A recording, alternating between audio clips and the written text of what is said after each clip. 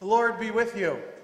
And also with you. I'd like to welcome everyone to Trinity this evening. For those of you who might not know, my name is Matt, and I serve as the pastor here. There are a few announcements this evening because the way things work the next few days, we're not going to be saying, "Hi, how are you?" before the services begin tomorrow and on Saturday, or saying, "See you later" after the service tomorrow night. So we got to get through all these pretty quick. A reminder, tomorrow evening we are having a Good Friday Tenebrae service beginning at 7 p.m. As I said, that service begins in silence, so I'm not going to come up and make announcements. I will walk in and ask you to rise, and we will just get right to it.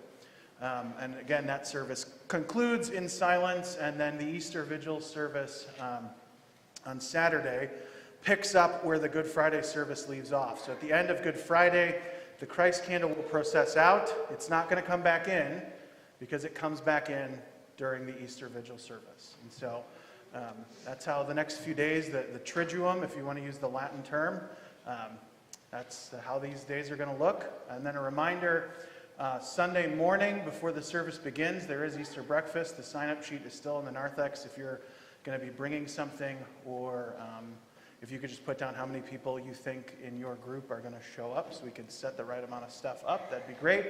And then following the service at 11:30, there will be a Easter egg hunt that begins here in the sanctuary with some direction from Lynn in one way or the other. And then that's our Easter Sunday.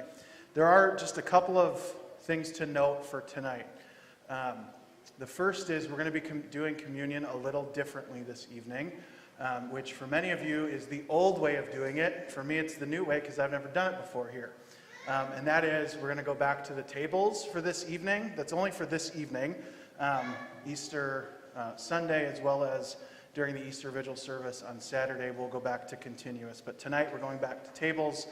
However, the first table is going to be our new communicants, Sam and Alex.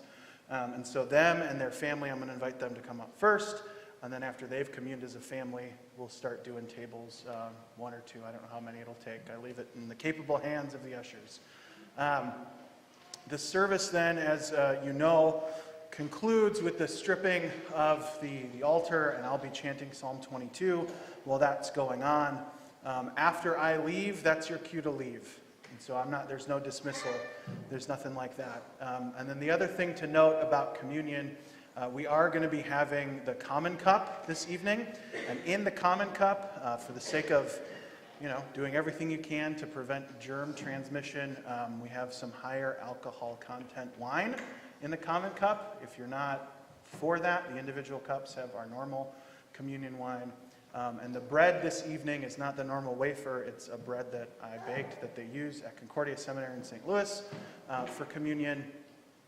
Gluten-free stuff is still available if you should need it.